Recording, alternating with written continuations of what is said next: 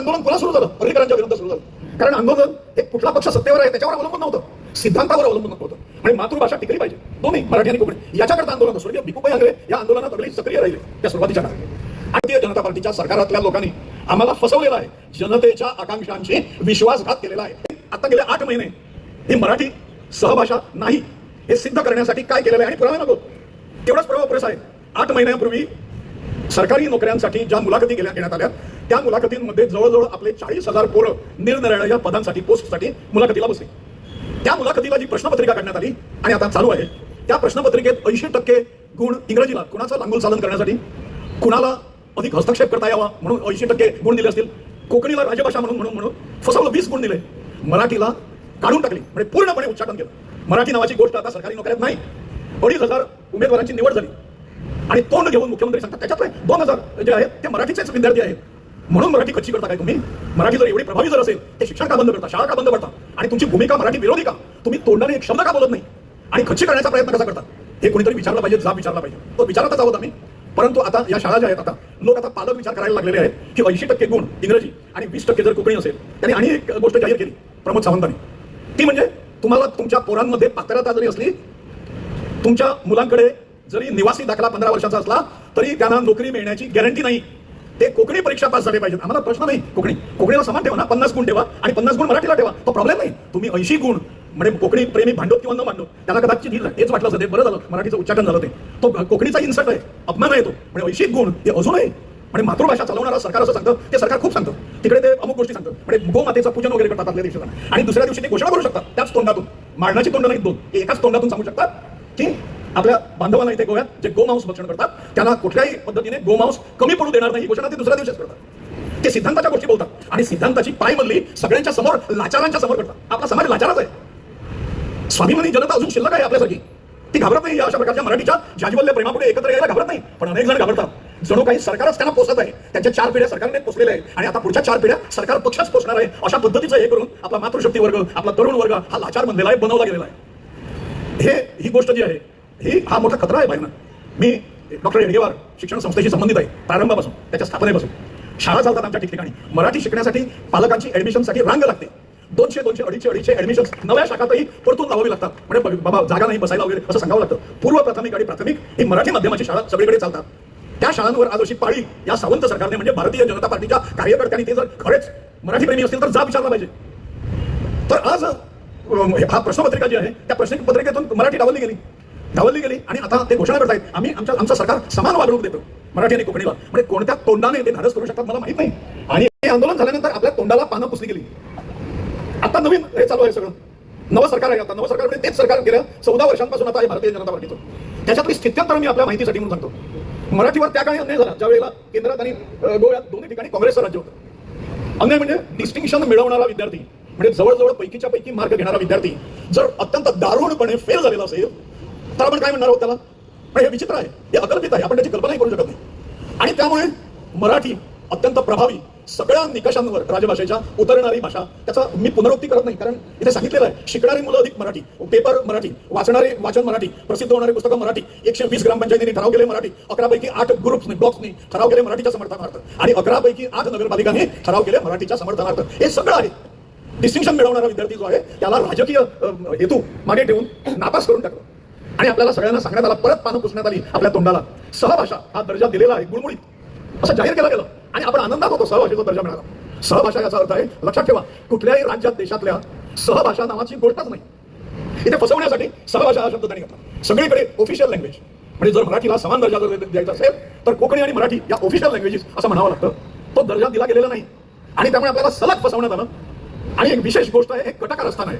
मराठी पुढच्या 20 वर्षात खलास करायची आणि वेगळी संस्कृती आणायची या ठिकाणी, ज्याला बलात्कार संस्कृती म्हणतात. म्हणजे गोव्याची संस्कृती भारतीय संस्कृती नव्हे, ती पोर्तुगीज पूर्व काळापासून आपल्याकडे चालत आलेली आहे.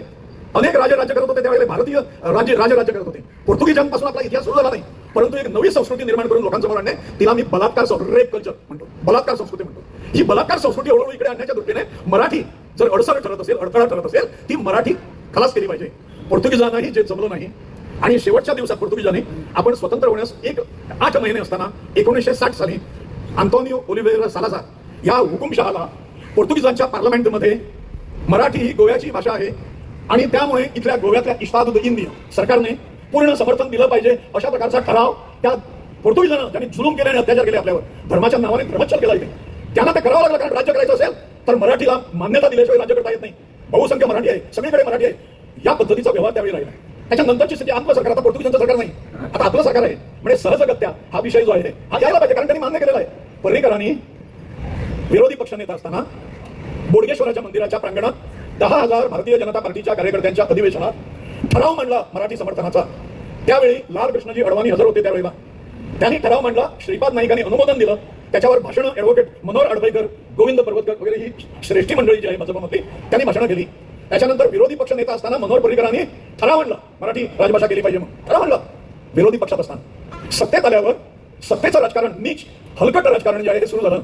अल्पसंख्याकवादी म्हणजे तुष्टीकरणाचं राजकारण सुरू झालं. हिंदू समाजाला गृहीत धरायचं, टेक यू फॉर ग्रांटेड, आणि काही करायचं नाही त्याप्रमाणे. हा विषय मातृभाषा रक्षणाचा विषय हा हिंदूंचा विषय नव्हता, हा या देशातल्या राष्ट्रीय जनतेचा विषय होता. अनेक ख्रिश्चन बांधव अत्यंत राष्ट्रप्रेमी आहे. त्या कोंकणी गाव आहे त्या ठिकाणच्या जवळजवळ सगळ्या ख्रिश्चन जे आहे यांच्या अंतःकरणात भारत देश अजून जिवंत आणि जागृत आहे. भारताबद्दलचं प्रेम आहे अजून. अनेक लोक होऊन गेले, अनेक सत्याग्रही. या सत्याग्रहात गोवा मुक्तीसाठी त्यांनी भाग घेतला. परंतु हे सगळं असताना देखील आपल्या सरकारने ज्या कारणासाठी आंदोलन चाललं होतं आणि भिकूभाई आंग्रेंसारखे अध्वर्यू या आंदोलनात सहभागी होते, त्या आंदोलकांच्या तोंडाला सत्तेत आल्यावर पानं पुसली आणि म्हणून परत आंदोलन सुरू झालं. ते सोडा, ते परत आंदोलन जे सुरू झालं त्याचा फटकाही सरकारला भोगावा लागला 2017 साली. त्यावेळी पर्रीकर संरक्षण मंत्री होते, आपल्या देशातले नेते होते, म्हणजे फक्त गोव्यापुरते मर्यादित नव्हे, आणि गोव्यातले श्रेष्ठ नेते, श्रेष्ठतम असं ज्यांना म्हटलं जावं अशा पद्धतीची सूत्र आणि सन्मान त्यांचा होता. इलेक्शन निवडणूक त्यांनी विनय तेंडुलकरांच्या हातात दिली नाही, पक्षाच्या अध्यक्षाच्या हातात दिली नाही. निवडणुकीची सगळी सूत्र मनोहर पर्रीकरांनी आपल्या हातात घेतली. आणि सत्तेत आल्यावर त्यावेळेला जे त्यांनी केलं होतं म्हणजे मराठी कोकणीला हे करून त्यांच्यावर इंग्रजीला चढवून, इंग्रजीला काँग्रेसवाल्यांनी जे केलं नव्हतं त्याच्यापेक्षा एक पाऊल पुढे ठेवून चर्चच्या सगळ्या इंग्लिश शाळांना ग्रंथ देण्यात आल्या. म्हणजे काय केलं नेमकं त्यावेळेला आता लक्षात येतं. शाळा ज्या धडाधड बंद पडत आहेत मराठीच्या, त्या मराठीच्या पालकांना किंवा कोकणीच्या पालकांना त्यांनी आमिष दाखवलं की चला तुमच्यासाठी इंग्रजी जर शिकायचं असेल तर इंग्रजी शिक्षण मोफत करून टाकतो. कारण ग्रंथ देणे म्हणजे शिक्षण मोफत करणे असा त्याचा अर्थ होतो. आणि तेव्हापासून आणि त्याच्या पूर्वीपासून होत होती, परंतु गळतीचं प्रमाण वाढत गेलं. शाळा 13 वर्ष 14 वर्ष बंद पडत आहेत. 200 शाळा बंद पडल्या या भारतीय जनता पार्टीच्या. मी राजकीय बोलत नाही, मी अभ्यासक आहे या गोव्यातल्या परिस्थितीचा. मी गेली 60 वर्ष सक्रिय आहे, मैदानावर खडा आहे, घरात बसून राहणारा शिक्षक नव्हे, आणि त्यामुळे याचा अभ्यास करावा लागतो. आणि जी गोष्ट त्यांनी केली नव्हती याच्या अगोदर त्याचा परिणाम असा झाला याच्यामुळे इंग्रजी ग्रंथ देण्याचा की पर्रीकरांनी घोषणा केली होती, मी लोकप्रिय आहे, मी सर्व देशाचा नेता आहे, त्यामुळे लोक मला मानतात, त्यामुळे लोक आता मला 28 सीट्स देतील, 28 आमदारांना निवडून आणणार. लक्षात ठेवा, 2017चं निवडणूक जी आहे पर्रीकरांच्या नेतृत्वाखाली लढलेली, त्या निवडणुकीत लोकांनी भाजपचं पानिपत केलेलं आहे. हा इतिहास आहे. मुख्यमंत्र्यांसह 7 मंत्र्यांना घरी पाठवलं, हा इतिहास आहे. 13 जण निवडून आले होते भारतीय जनता पार्टीचे, आणि 13 जण हा जनतेचा प्रताप होता. जनतेच्या आकांक्षा जर तुम्ही तुडवायला लागला तर आम्ही तुम्हालाही तुडू. पर्याय काय आहे, मग कोण आहेत, कोणाला द्यायचं तो विचार तुम्ही न केलेला बरा. तुम्ही जे सत्तांतर झालेला माजलेला जे आहात, तुमचा नशा उतरवलाच पाहिजे. या न्यायाने जनतेने मतदान केलं. त्यावेळेला हळूहळू मतदार भारतीय जनता पार्टीचे मराठी प्रेमी आहे 80%. हिंदू मतदार भारतीय जनता पार्टीचे आहेत, ही हिंदू पक्ष म्हणून मानलं जातं. मी म्हणायला तयार नाही आज जी स्थिती त्या पक्षाची आहे ती, हे माझं व्यक्तिगत मत आहे. परंतु त्यावेळेला 13 जण निवडून आले, आणि कडबोळ सरकार जर केलं नसतं, काँग्रेसमधून काँग्रेसवाले जर उचलून विकत घेऊन सरकार जर केलं नसतं, तर आज नावालाही म्हणजे कुंकुवालाही आधार नसता. आज भारतीय जनता पार्टीचं सरकार आहे. लाचार लोक कुठेही जातात, सत्ता मिळाली, पैसा मिळाली, लाच मिळाली की कुठेही जाण्याची मेंढरांची तयारी असते. त्याप्रमाणे सरकार झालं. आणि तीच म्हणजे 2017ची निवडणूक ही भारतीय जनता पार्टीच्या अधःपतनाची सुरुवात आहे. हे सगळे भारतीय जनता पार्टीचे कार्यकर्ते मान्य करतील. विचार केले, आचार केले, सिद्धांत केले, सगळं केलं, आणि काँग्रेसने केलं नव्हतं. एवढ्या प्रकारे काही गोष्टी या लोकांनी केलेल्या आहेत. मला सांगू द्या, मला बाकी लागत नाही तुम्ही किती पैसे केले वगैरे. आज हा माझा मुद्दा आहे, तो सगळ्याचाच मुद्दा आहे. खरं म्हणजे लाचलुचपतखोरी जी आहे, जमिनी खाण्याचा प्रकार जो आहे, हा सगळ्यांचाच मुद्दा आहे. परंतु दिशा वेगळी होऊ नये म्हणून मराठी आंदोलन जे आहे त्याच विषयापुरता मी सीमित राहतो. त्यांनी काय केलं, मराठीची विदरणा कशी केली भारतीय जनता पार्टीच्या सरकारने. त्यांनी शाळा ज्या आहेत म्हणजे सुरुवातीला आश्वासनं दिली, 17 लाख रुपये नवी शाळा मराठी काढली, मराठीला 17 लाख रुपये, कोकणीची काढली 17 लाख रुपये ग्रँट देणार, एकदम 12 लाख देणार, आणि नंतर दरवर्षी 1-1 लाख करत. त्याच्यातली एक फुटकी कवडी देखील 2012 सालानंतर मराठी आणि कोकणी माध्यमाला मिळालेली नाही. सगळ्या सवलती दिलेल्या एकही दिली नाही. हे फसवण्यासाठी होतं, हे विश्वासघातासाठी होतं. त्याचा मी साक्षीदार आहे. मी जे भोगलेलं आहे जवळून ते कुणी अन्य माणसाने भोगलेलं नसेल. हे सगळं केलं त्यांनी. त्याच्यानंतर लक्षात घ्या, मराठीला गेली 8 वर्ष भारतीय जनता पार्टीच्या सरकारने शाळा बंद पडत आहे. 200 शाळा बंद पडल्या. त्या शाळा हे सावरू शकत नाहीत. मध्ये विद्याभारती गोवा म्हणून आमची संस्था आहे, त्या संस्थेने 50 शाळा बंद पडलेल्या घेतल्या, 2, 5, 4 संख्या असलेल्या, आणि त्या शाळा नुसत्या जगवल्या नाही, त्या फुलवल्या. 2-3 संख्येच्या शाळा या 80-85 ॲव्हरेज संख्येच्या शाळा केल्या. लुईझिन फालेरो परत आल्यानंतर लुईझिन फालेरोने त्या सगळ्या शाळा काढून घेतल्या, आणि त्याच्यातल्या सगळ्या शाळा फक्त कातुर्ली तुयेची शाळा जर सोडली तर बाकी शाळा सगळ्या बंद पडलेल्या आहेत. ते झालं. भाजपने काय केलं ते बघा. म्हणजे त्यांनी त्यावेळेला एकाही शाळेला परवानगी नाही गेली 8 वर्ष. एक म्हणजे ग्रँट नाही, कोट्यावधी रुपये इंग्रजी माध्यमासाठी गेले. मराठीकडून पालकांना लक्ष तिकडे वळवण्यात आलं, इंग्रजीकडे वळवण्यात आलं. कारण अनुदान उगाच दिलं नव्हतं. अनुदान हे अल्पसंख्याकांच्या मतासाठीची मतं बाप जन्मात त्यांना कधी पडलेली नाही आणि पुढच्या बाप जन्मात त्यांना कधी पडणार नाही. अशा लोकांसाठी, या लोकांच्या अंतःकरणाला वेदना आणि छेदना देऊन कसला कार्यभाग भाजपने साधला मला कल्पना नाही. परंतु त्यावेळी म्हणजे परवा शाळा बंद पडतात, पोकळी निर्माण होते मराठीची. ती पोकळी भरून काढण्यासाठी ज्यादा शाळा पाहिजेत मराठीच्या, त्या काढायला परवानगी नाही. एकही मराठी आणि कोकणी शाळा त्यानंतर निघालेली नाही. त्यामुळे हे जसं झालं. आणखी एक गोष्ट केली, 400 रुपये पर स्टुडंट पर मंथ, एका महिन्याला दर विद्यार्थ्या मागे 400 रुपयाची अनुदान योजना होती मराठीसाठी. सावंत मुख्यमंत्री झाल्यानंतर, प्रमोद सावंत, त्या माणसाने ही योजना पहिल्यांदा म्हणजे मोठं कृतकृत्य झाले ते, त्याने ही योजना बंद करून टाकली. त्याने आर्थिक नाडी जी आहे मराठीची ही आवळण्याचा प्रयत्न केला, आवडलीच त्यांनी ती. मराठीला मातीमोल करून सोडलं. त्यानंतरच्या काळात आता पलीकडच्या याच्यात आणि उदाहरण खरं म्हणजे उशीर झालेला आहे म्हणून सांगत नाही, माझ्या मुद्द्यांकडे जातो. शेवटी त्यांनी की भारतीय जनता पार्टीचं सरकार जे आलं 2012 साली मनोहर पर्रीकरांच्या नेतृत्वाखाली, ते जुन्या सरकारच्या विरोधात लढून आलं. या व्यासपीठावर सभा झाल्या 2 सभानं, आणि शेवटी मीच बोलायचो त्याही सभेत. तर त्या सभा ज्या झाल्या, वातावरण ढवळून निघालं. त्याच्यात सगळे भारतीय जनता पार्टी वाले देखील आमच्या बरोबर होते की इंग्रजी अनुदान जे दिलं जाणार आहे ते थांबलं पाहिजे, कारण ते मराठी आणि कोकणी या दोन्ही मातृभाषांना घातक आहे, अशी भाषणं दिली त्यांनी. ते मराठी मतांवर निवडून येतात अशी गॅरंटी आम्हाला आहे. अशा 30 आमदारांना, मंत्री, मुख्यमंत्री धरून सगळे यांना निवेदनं देण्यात आली. पैकी एकानेही तोंड शून्य डिग्री देखील उघडलं नाही.